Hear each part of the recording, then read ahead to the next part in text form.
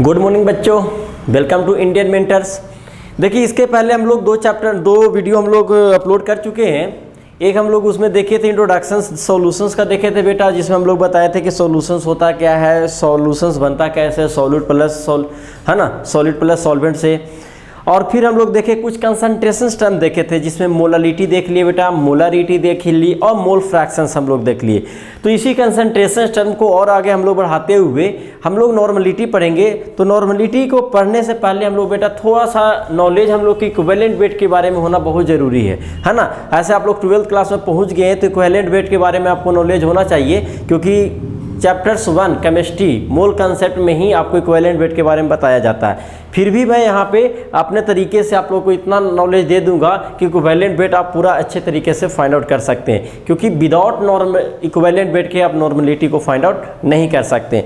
तो आइए समझते हैं इक्विवेलेंट वेट होता क्या है।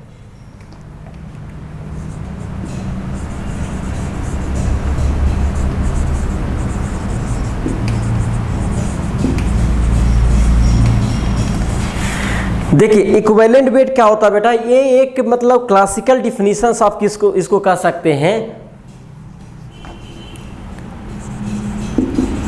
It is defined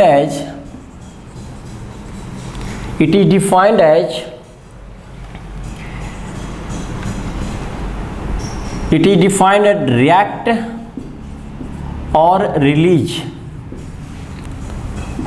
1 gram of hydrogens, या तो 1 ग्राम हाइड्रोजन से बेटा रिएक्ट हो, या तो क्या हो, रिलीज हो, या तो बेटा 8 ग्राम ऑक्सीजन से या तो कोई भी एलिमेंट्स रिएक्ट करें, या तो क्या हो बेटा उससे से रिलीज हो, या 35.5 ग्राम ऑफ क्लोरीन के साथ रिएक्ट करे, या तो क्या हो बेटा रिलीज हो, है ना।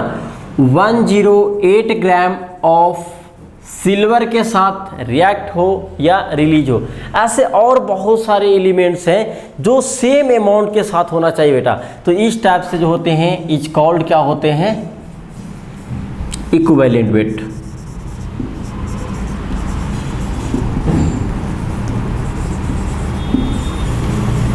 ठीक है, इसका शॉर्ट में एक जो फार्मूले होते हैं बेटा इक्विवेलेंट वेट का फाइंड करने के लिए,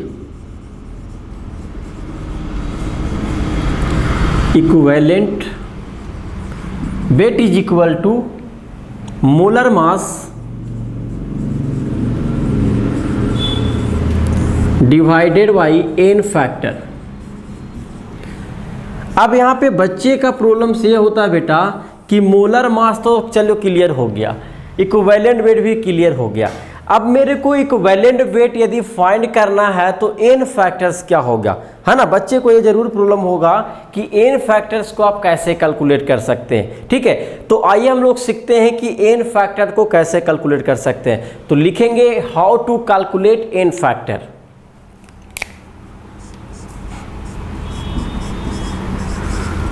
हाउ टू कैलकुलेट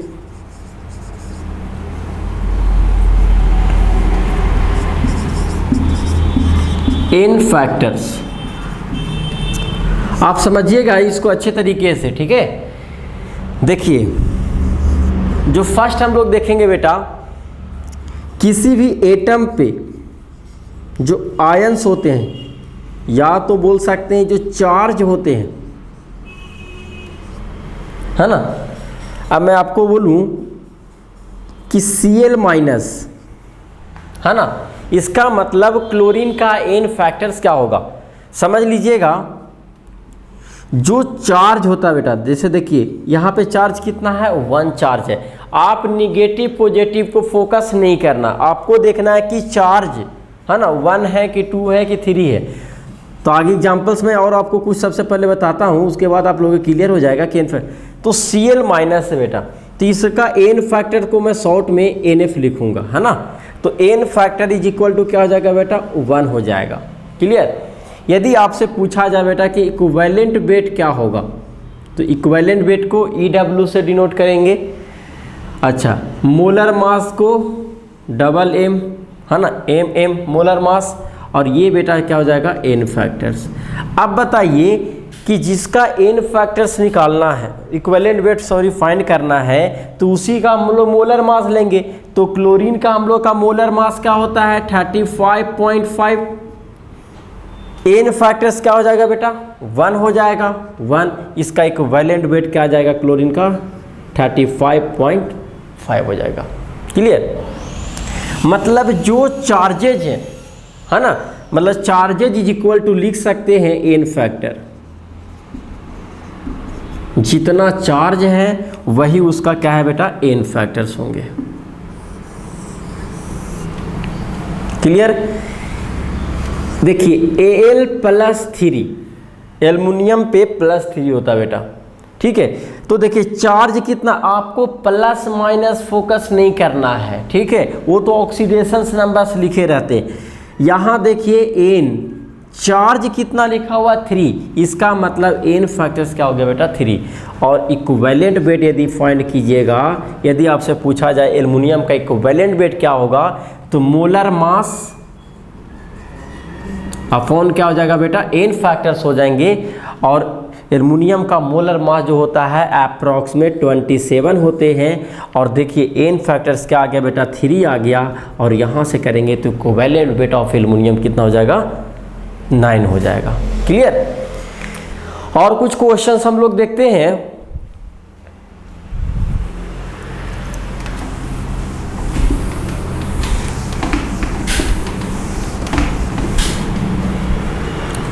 देखिए O2 इसका इक्विवेलेंट वेट निकालना है, तो एन फैक्टर्स बेटा 2 आ जाएगा। इक्विवेलेंट वेट फाइंड करने के लिए क्या हो जाएगा 16/2, मतलब क्या जाएगा बेटा 8 आ जाएगा। ठीक है। यदि आपको सोडियम का पता करना हो तो एन फैक्टर्स क्या हो जाएगा बेटा, चार्ज कितना है 1, है ना, equivalent weight is equal to molar mass. Sodium का क्या होता है 23.5 डिवाइडेड बाई क्या हो जाएगा बेटा 23 डिवाइडेड बाई 1, इक्विवेलेंट वेट क्या हो जाएगा 23.5 हो जाएंगे। ठीक है। अब देखिए SO4 2- का क्या होगा, SO4 2- का क्या हो जाएगा, देखिए चार्जेज कितना है बेटा 2, आपको इक्विवेलेंट वेट फाइंड करना है तो मोलर मास क्या हो जाएगा आप कैलकुलेट कीजिए। देखिए सल्फर का आपका 32 हो जाएगा प्लस और एक ऑक्सीजन का 16 होता है बेटा, तो 4 ऑक्सीजन, है ना, तो देखिए ये हो जाएगा आपका 64 और ये हो जाएगा बेटा क्या 32, मतलब क्या हो जाएगा बेटा इक्विवेलेंट वेट, इक्विवेलेंट मास 96, है ना, 96/8 क्या हो जाएगा 2 और ये क्या जाएगा आपका 48 के अप्रॉक्सीमेट ये आंसर्स आ जाएंगे। ठीक है, SO4 2-।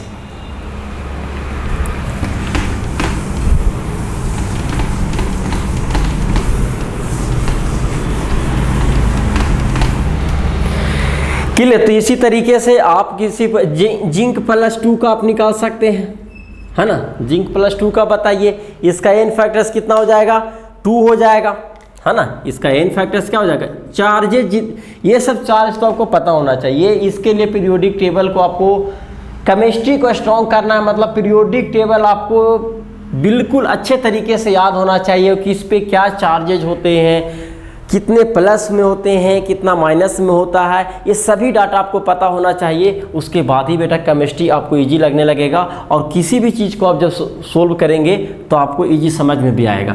देखिए जब +2 है बेटा तो यहाँ पे एन फैक्टर्स क्या हो जाएगा +2।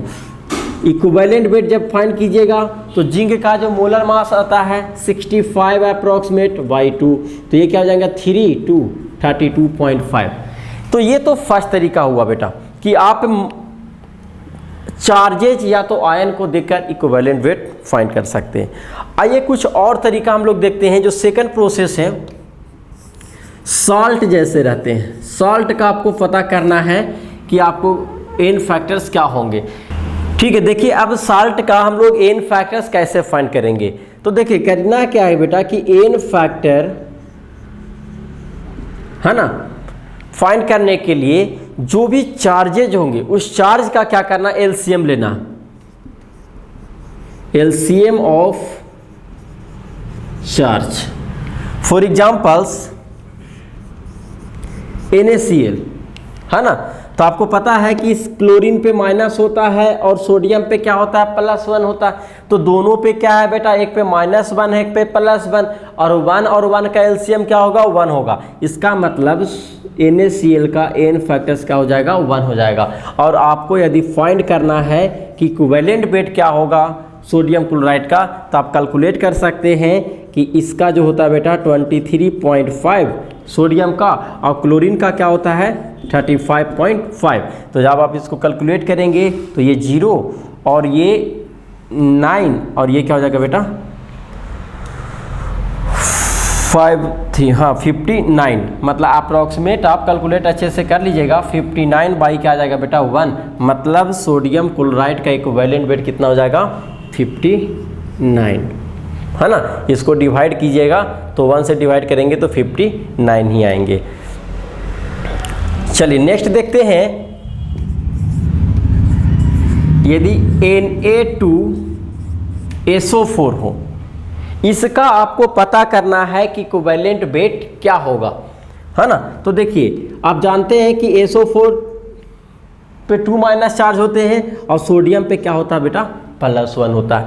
अब 2 और -2, यहाँ 2 है और ये 1 है, तो इसका एलसीएम करेंगे तो क्या आएगा 2 आएगा, इसलिए इसका N फैक्टर्स क्या हो जाएगा 2 हो जाएगा। ठीक है, तो आप इक्विवेलेंट वेट कैलकुलेट कर लीजिएगा। यहाँ पे Na2SO4 का मोलर मास लिखना है बाई 2 लिखना है। आप मोलर मास कैलकुलेट करके इसको आंसर्स ला सकते हैं। ठीक है, चलिए और कुछ क्वेश्चंस देखते हैं।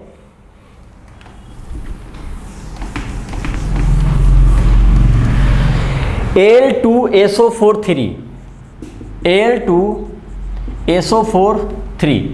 अब देखिए इस पे क्या होता है बेटा, एल्युमिनियम पे क्या होता है +3 चार्ज होता है, SO4 पे क्या होता है -2 चार्ज होता है। अब करना क्या है बेटा कि 3 और 2 को क्या करना है एलसीएम, क्योंकि जब कोई भी साल्ट हो तो साल्ट को फाइंड करने के लिए एलसीएम ऑफ चार्ज लेना है ना।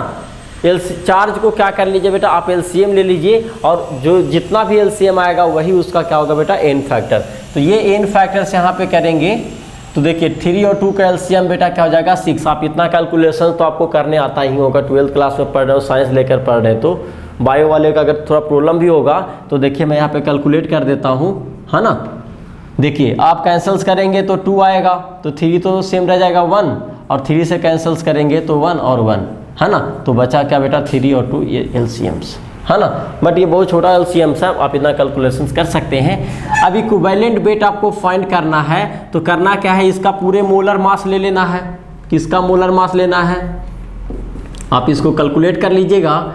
Al2SO4 3 डिवाइडेड बाई क्या करना बेटा N फैक्टर, तो N फैक्टर्स की वैल्यू क्या आ गया 6 आ गया। अगेन जब उसको कैलकुलेट करेंगे तो यहाँ पे जो भी कैलकुलेशंस आएगा वही उसका Al2SO4 3 का क्या हो जाएगा बेटा आपका इक्विवेलेंट वेट आ जाएगा। ठीक है, अब कुछ एसिड का देखते हैं। ये सेकंड हो गया। फर्स्ट तो देखिए हम लोग यदि चार्ज हो आयंस हो आप उसको डायरेक्ट देखकर N फैक्टर्स बता सकते हैं, और यदि सेकंड में साल्ट बताया गया, यदि साल्ट है तो साल्ट का क्या करना है कि चार्जेस लेना है और चार्ज को एलसीएम फाइंड करना है, और जो एलसीएम्स आएगा उसका क्या होता है N फैक्टर्स होते हैं। ठीक है, तो आप इसको लिख लीजिए अच्छे तरीके से और प्रॉपर नोट्स जरूर बनाइए। चलिए थर्ड जो हम लोग देखते हैं बेटा एसिड देखते हैं, है ना। एसिड के लिए क्या होता है N फैक्टर्स कैसे कैलकुलेट होगा बेटा, है ना। एसिड के लिए हम लोग बेसिसिटी फाइंड करते हैं, है ना। एसिड के लिए N फैक्टर्स यदि कैलकुलेट करना है तो बेसिसिटी ऑफ हाइड्रोजन्स आयन, है ना, basicity of hydrogens ion release. समझिए इसको एग्जांपल से मैं समझाता हूं। यदि आपसे पूछा जाए बेटा कि HCl में, है ना, कितने numbers of hydrogens ion release हो सकते हैं, तो एक होगा, है ना, एक ही हाइड्रोजन आयन रिलीज होगा। इसका मतलब इसका N फैक्टर्स क्या हो जाएगा बेटा 1 हो जाएगा। और इक्विवेलेंट वेट आप जब कैलकुलेट करिएगा तो molar mass of HCl divided by n factors, है ना, आप इसको कैलकुलेट करके इक्विवेलेंट वेट को ला सकते हैं। यदि आपसे पूछा जाए H2SO4 का इक्विवेलेंट वेट क्या हो, n फैक्टर्स क्या होगा, सबसे पहले n फैक्टर बताइए। तो बच्चे इसका देख कर क्या करते हैं कि जब यहाँ पे एक हाइड्रोजन था और यहाँ पे जब एक हाइड्रोजन था तो एक हाइड्रोजन आयन रिलीज हुआ, यहाँ पे 2 हाइड्रोजन जब आया हाइड्रोजन्स हैं तो 2 हाइड्रोजन आयन रिलीज हुए। बात सही भी है कि ये होता भी है, इसमें 2 हाइड्रोजन आयन भी होता है, लेकिन आपको करना क्या है बेटा, देखिए इसको स्ट्रक्चर्स बना के करना है ना। आप H2SO4 में बहुत बच्चे गलती तो नहीं करते हैं कि n फैक्टर्स कैलकुलेट करने में, लेकिन आपको कुछ और मैं एसिड देता हूँ, आप उसमें ज़रूर गलत कर बैठेंगे, ठीक है। तो आइए n factor is equal to 2 हो गया, equivalent weight is equal to molar mass H2SO, है ना, H2SO4 डिवाइडेड बाई 2, आप इसको कैलकुलेट कर सकते हैं। क्लियर। देखिए इसको करना क्या है कि सल्फर जो है ना, सेंट्रल एटम हो गया। देखिए सेंट्रल एटम में सल्फर के पास 6 इलेक्ट्रॉन्स है, आपके पास 4 ऑक्सीजन है बेटा और 2 हाइड्रोजन है। क्लियर। देखिए इसका जो स्ट्रक्चर्स होता है H2SO4 का कुछ इस तरीके से होता है। अब देखिए 4 ऑक्सीजन में 2 ऑक्सीजन तो बेटा शिफ्ट हो गया, बचा कितना, 2 हाइड्रोजन बचा रह गया बेटा और 2 ऑक्सीजन बचा रह गया। अब कैसे इसको शिफ्ट करना है, देखिए ये ऑक्सीजन से इस इलेक्ट्रॉन से ये जो ऑक्सीजन है इस इलेक्ट्रॉन्स के साथ ये शेयरिंग कर लिया जाएगा और इसके पास एक इलेक्ट्रॉन्स और बचे रह जाएंगे, है ना। तो ये क्या कर लिया जाएगा, आपको एक हाइड्रोजन के साथ शेयरिंग कर लेगा और एक और ऑक्सीजन इस पोजीशन पे जो बचे हुए हैं इस तरीके से हो जाएंगे। ठीक है, आप इसको, इसका मतलब है कि आप इस तरीके से भी लिख सकते हैं, है ना। अब देखिए n factor is equal to होता है basicity of hydrogen ion release, मतलब बेस जो है बेटा OH है, इस OH से कितने हाइड्रोजन आयन रिलीज होंगे। तो देखिए बेटा इस OH से एक हाइड्रोजन आयन रिलीज होंगे और इस OH से एक हाइड्रोजन आयन रिलीज होंगे, तो टोटल कितने हाइड्रोजन आयन रिलीज होंगे, 2 होगा। तो ये तो आप देखकर भी बता सकते हैं, बट बेटा आपको मैं ये बोलूँगा कि याद रहता है तो बहुत अच्छा है, नहीं तो आप एक बार स्ट्रक्चर्स को जरूर बना लीजिए। चलिए नेक्स्ट जो देखते हैं हम लोग, चलिए इसको मैं रफ करता हूँ स्ट्रक्चर्स को। H3PO2। अब बताइए बहुत सारे बच्चे क्या करते हैं कि चलो एक था हाइड्रोजन तो एक रिलीज हो गया, 2 था तो 2 हो गया। अब बताइए यहाँ पे 3 है, इसका मतलब इसका होना क्या चाहिए, 3 होना चाहिए। आप 3 यदि कर दिए बेटा हाइड्रोजन आयन तो ये आपको गलत हो जाएगा। अब देखिए गलत क्यों होगा, क्यों इसका इन फैक्टर्स 3 नहीं होगा। आइए कैलकुलेट करते हैं फार्मूले से और इसका स्ट्रक्चर्स बनाकर देखते हैं। अब देखिए फास्फोरस, इसके आउटर सेल में 5 इलेक्ट्रॉन्स होते हैं, है ना। ये कितने हो गए, 6 हो गए, है ना, ये हो गया। एक क्या कीजिए, आप ऑक्सीजन्स को, इलेक्ट्रॉन्स को शेयरिंग कर दीजिए। अब आपके पास एक ऑक्सीजन बचा है बेटा और 3 हाइड्रोजन्स बचे हैं, है ना। एक ऑक्सीजन्स बचे हैं और 3 हाइड्रोजन्स बचे हैं, यही है ना। तो करना क्या है कि एक ऑक्सीजन्स को एक इलेक्ट्रॉन के साथ शेयरिंग कर दीजिए और इसी ऑक्सीजन को एक हाइड्रोजन्स के साथ भी शेयरिंग कर दीजिए। अब ऑक्सीजन्स का काम तो कंप्लीट हो गया, 2 ऑक्सीजन अपने पोजीशन पे आ गए बेटा।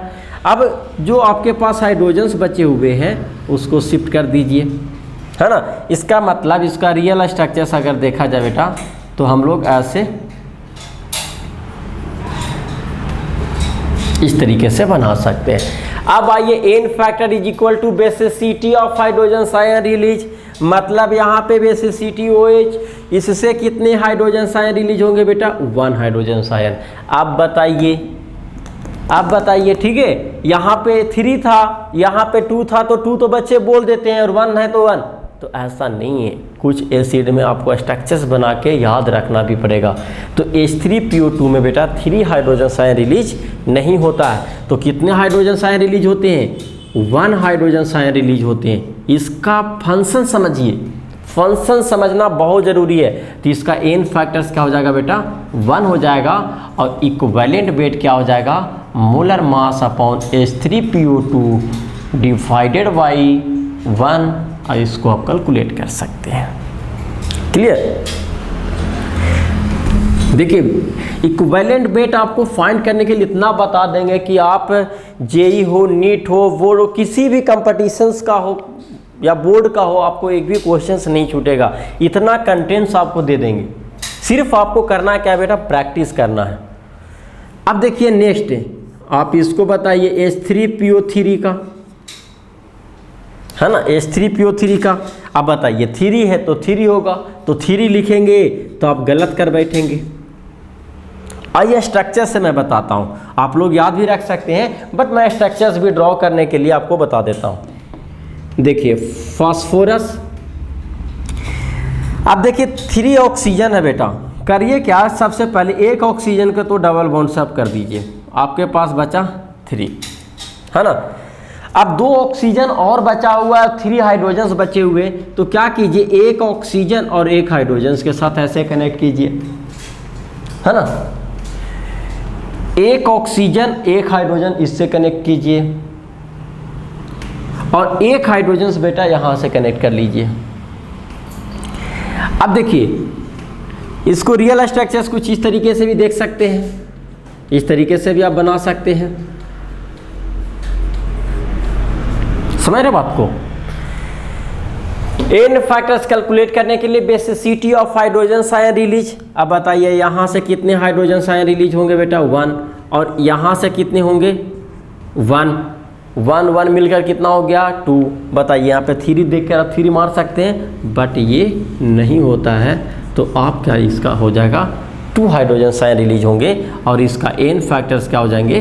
2 हो जाएगा। आप इसको स्ट्रक्चर्स को भी जरूर बनाइए, कहीं अगर मिस्टेक होता है कि क्यों ऐसा हो रहा है तो आपको समझ में आना चाहिए, क्योंकि अगर इक्विवेलेंट वेट आप गलत कर देंगे तो नॉर्मलिटी फाइंड करने के लिए तो बेसिकली है कि आप गलत ही करेंगे। तो यहाँ से इक्विवेलेंट वेट आप फाइंड हो जाएगा मोलर मास H3PO3, है ना, डिवाइडेड बाई क्या आ जाएगा बेटा? 2। आप इसको कैलकुलेट कर लीजिएगा। चलिए एक और देखते हैं इसमें, H3PO4, बताइए इसका क्या होगा, है ना। इसमें भी आप 3 हाइड्रोजन आयन लिखेंगे, है ना, बट ये 3 हाइड्रोजन आयन आप लिखेंगे तो सही है। अब देखते हैं ये सही क्यों है ना। आप स्ट्रक्चर्स पे आइए, फास्फोरस बेटा, है ना। अब देखिए 5 होते हैं, 5 होता है। एक ऑक्सीजन को आप इससे शिफ्ट कर दीजिए, आपके पास 3 ऑक्सीजन बचा हुआ है, 3 हाइड्रोजन बचा हुआ है।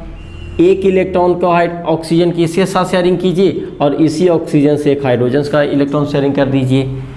एक यहाँ हो जाएगा बेटा, ये हो जाएगा। इसको आप इस तरीके से भी स्ट्रक्चर्स को लिख सकते हैं, और कभी कभी क्वेश्चंस में बनाने के लिए भी दिया जाता है कि इसका स्ट्रक्चर्स किस तरीके से बनता है, तो ये भी आपको आना चाहिए। देखिए यहाँ से एक हाइड्रोजन आयन रिलीज होगा कि नहीं होगा। एक यहाँ से हाइड्रोजन आयन बेटा रिलीज होगा। एक यहाँ से हाइड्रोजन आयन रिलीज होगा। अब बताइए कौन कीजिए? 1 2 3, इसका मतलब इसका हाइड्रोजन आयन 3 होगा। अब एन फैक्टर्स क्या हो जाएंगे? इसका 3 हो जाएगा। एन फैक्टर्स इसका क्या हो जाएगा? 3 हो जाएगा। तो इक्विवेलेंट वेट क्या हो जाएगा? Molar mass H3PO4 divided by 3, है ना। एन फैक्टर 3 आया डिवाइडेड बाई 3। आप इसको मोलर मास कैलकुलेट करके 3 से डिवाइड कीजिएगा, आपको हो जाएगा। ये तो हो गया एसिड की बात। अब हम लोग बेस की बात करते हैं, तो आप इसको लिख लीजिए, है ना। तो बेस के लिए हम लोग एन फैक्टर जो कैलकुलेट करते हैं, एसिडिटी,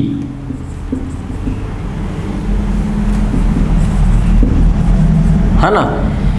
एसिडिटी में हम लोग क्या करते हैं कि जितने numbers of OH ions release हों, OH आयंस रिलीज, जितना OH आयंस रिलीज होगा वही उसका क्या हो जाएगा बेटा एन फैक्टर्स। इसमें बहुत सिंपल है, आपको ज़्यादा याद रखने की ज़रूरत नहीं। NaOH होता है, कितने OH आयंस रिलीज होंगे, एक OH आयंस रिलीज होंगे, इसका एन फैक्टर्स क्या हो जाएगा बेटा 1 हो जाएगा। इक्विवेलेंट वेट क्या हो जाएगा, molar mass upon NaOH divided by क्या हो जाएगा 1 हो जाएगा। आप इसको क्या कर सकते हैं, कैलकुलेट कर लीजिएगा, आप इक्विवेलेंट वेट फाइंड कर लेंगे। CaOH का होल 2 है ना। आप यहाँ से कितने OH आयंस रिलीज हो सकता है 2, मतलब इसका एन फैक्टर्स क्या हो जाएगा बेटा 2 हो जाएगा। इक्विवेलेंट वेट क्या हो जाएगा, मोलर मास अपॉन 2, आप इसको क्या कर सकते हैं कैलकुलेट कर सकते हैं। ठीक है, तो इस तरीके से आप बेस में फाइंड कर सकते हैं, एसिड में फाइंड कर सकते हैं। ठीक है, अब हम लोग इतना तैयार हो गए कि नॉर्मलिटी को पढ़ सकते हैं। ठीक है, तो आइए अब हम लोग देखते हैं कि नॉर्मलिटी क्या होता है। तो इसको आप लिखिए अच्छे तरीके से। ठीक है, आप उसको लिखिए।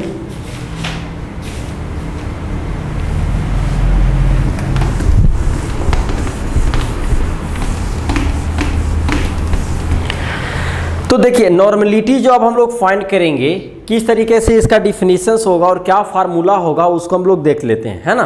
तो लिखिए नॉर्मलिटी, कंसंट्रेशन टर्म ये 5 या तो 6 होगा, जो भी नंबरिंग होगा। तो नंबरिंग पे हम लोग फोकस तो नहीं करते, हम लोग टर्म को समझने की कोशिश करते हैं। नॉर्मलिटी को बेटा हम लोग एन से डिनोट करते हैं। ठीक है, it is the numbers of equivalent mole. क्या होता है इसका definition, it is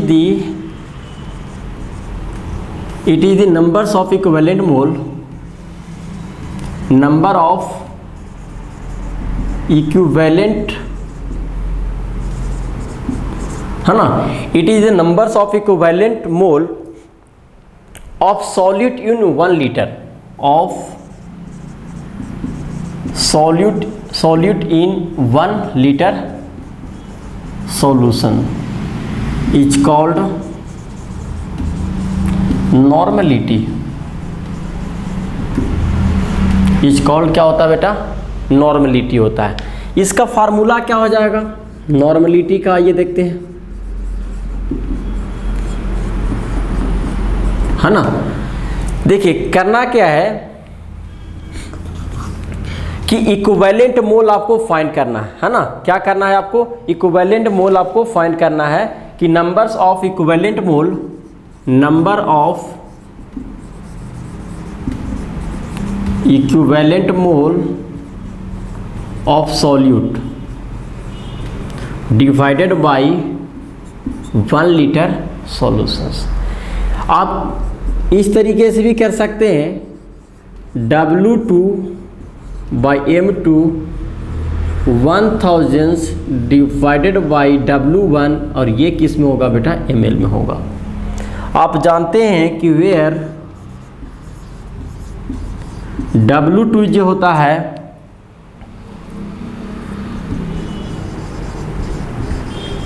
amount of solute, जो ऑलवेज गिवन ही रहता है क्वेश्चंस में।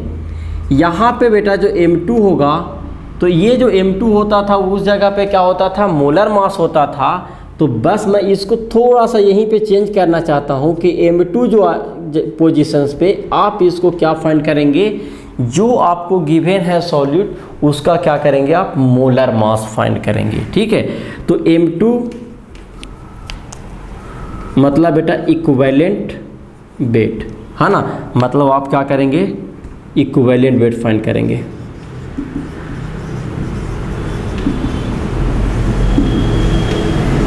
है ना। देखिए W1 क्या होगा,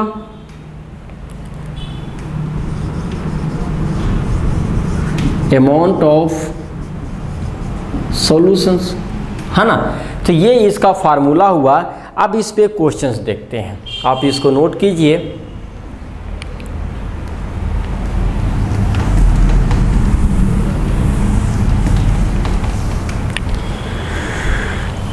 देखिए क्वेश्चंस देखिए, बहुत सिंपल इस पे क्वेश्चंस बनते हैं। तो फाइंड द नॉर्मेलिटी ऑफ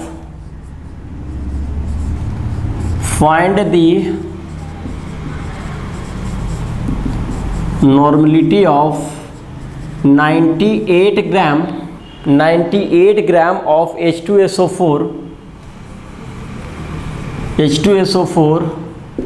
है ना।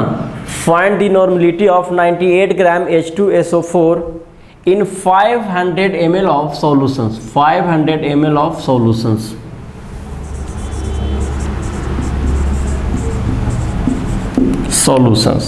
क्लियर। आइए इस फार्मूले से हम लोग सोल्व करते हैं। देखिए आपको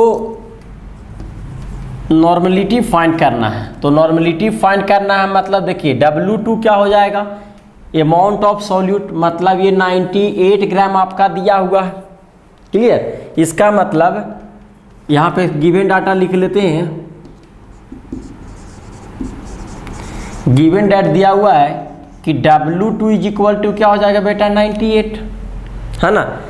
अमाउंट ऑफ सॉल्यूशंस क्या दिया हुआ है 500 ml में दिया हुआ है ना। लीटर में हम लोग फाइंड करते हैं, बट इसको 1000 से कर लिए तो ml में दे दिया गया है। तो ये क्या हो जाएगा बेटा W1 इज इक्वल टू क्या हो जाएगा 500 ml। अब बात आता है कि बेटा M2 जो फाइंड करते थे H2SO4 का, हम लोग मोलर मास लेते थे, बट नॉर्मलिटी में हम लोग उसका इक्विवेलेंट वेट फाइंड करेंगे। अब इक्विवेलेंट वेट आप किसका फाइंड करेंगे H2SO4 का। चलिए H2SO4 का बताए थे कि बेटा हाइड्रोजन आयन कितने रिलीज होते हैं 2 होते हैं। ये एसिड है तो एसिड H2SO4 में 2 हाइड्रोजन आयन रिलीज होते हैं। तो इसका n factor equivalent weight find करने के लिए होता है मोलर मास, है ना। मोलर मास अपॉन क्या होता है बेटा एन फैक्टर्स। तो मोलर मास आप इसको फाइंड करेंगे तो देख लीजिए, कैलकुलेट करता हूँ। हाइड्रोजन्स का बेटा 2 हो जाएगा, सल्फर का हो जाएगा 32 बेटा, और 16 × 4 हो जाएगा। तो ये हो जाएगा 64, 32 + 2 हो जाएंगे, मतलब अप्रॉक्सीमेट 60 + 30 90, और 2 4 + 8 98 हो जाएगा बेटा। आप कैलकुलेट भी देखिए, आप बच्चे टाइप से मत कीजिएगा। सबसे पहले 60 + 30 90 हो गया। अब बाकी छोटे छोटे नंबर है उसको ऐड कर लीजिए, और 4 + 2 6, 6 + 2 8, तो 90 + 8 क्या हो जाए 98। आप ऐसे कैलकुलेट कीजिए 98। आप बताइए एन फैक्टर्स क्या आया H2SO4 का। H2SO4 का जो एन फैक्टर्स होते हैं 2 होता है, बिकॉज इससे 2 हाइड्रोजन आयन रिलीज होते हैं। इसके पहले हम लोग एन फैक्टर्स कैलकुलेट करने के लिए आपको बता दिया गया एसिड में। अब ये इस पोजीशन पे आप 2 रखिए, तो जब कैलकुलेट कीजिएगा बेटा तो क्या आ जाएगा 49 आ जाएगा। क्लियर। अब इस पे हम लोग क्या करना है, formula putting the value getting the result. बहुत सिंपल होता है। जब इतना बात को आप कर लिए हैं तो आगे आप इजीली कर सकते हैं। अब देखिए W2 इज इक्वल टू क्या होता है बेटा 98। M2 क्या आ गया बेटा, M2 मतलब इक्विवेलेंट बेटा क्या आ गया 49। आप M2 तो मैं सिर्फ फार्मूला में आपको हैबिट करने के लिए लिख दिया हूँ कि आप M2 याद था, इसलिए M2 इज इक्वल टू आप लिख देंगे इक्विवेलेंट वेट। आप इसको हटा भी सकते हैं, कोई दिक्कत नहीं है। मतलब आप इतना समझ लीजिएगा M2 जहाँ पे होगा इक्विवेलेंट वेट होगा, इसीलिए क्या किए हैं EW लिख दिया गया। क्लियर। ऐसा नहीं कि आप इसका मोलर मास कर दिया और फाइंड कर दिए, आप क्वेश्चंस को गलत करके आएंगे। क्लियर। तो ये क्या हो जाएगा बेटा 49 × 1000 डिवाइडेड बाई W1 क्या है 500। देखिए 49 2 × 98, 500 से 2, तो ये क्या आ जाएगा बेटा 4। ठीक है। तो ये नॉर्मलिटी इसका। अच्छा, इसका यूनिट क्या हो जाएगा, इसका यूनिट क्या हो जाएगा, आप क्या कैलकुलेट करेंगे, मोल्स पर लीटर, है ना। तो ये इसका आंसर। तो ऐसे ऐसे ही और छोटे छोटे क्वेश्चंस आते हैं बेटा। तो हम लोग इस लेक्चर्स को यहीं पे स्टॉप करते हैं, और बाकी जितने भी पढ़ाए हैं आप उसको रिविजन्स कीजिए, और हम लोग नेक्स्ट लेक्चर्स में हम लोग सॉल्वेबिलिटी की बात करने वाले हैं, कुछ गैसेस वेपर के बारे में बात करने वाले हैं। तब तक आप इसको अच्छे तरीके से नोट्स बनाइए, प्रॉपर स्टडी कीजिए, और सभी पे कुछ ना कुछ क्वेश्चंस लगाइए। ये सब जितने भी कंसंट्रेशन स्टैंड पर हैं सभी क्वेश्चंस में सॉल्यूशंस का, और आगे आने वाले चैप्टर्स में भी बेटा इसका यूज होता है। तो आज के लिए thank you, all the best.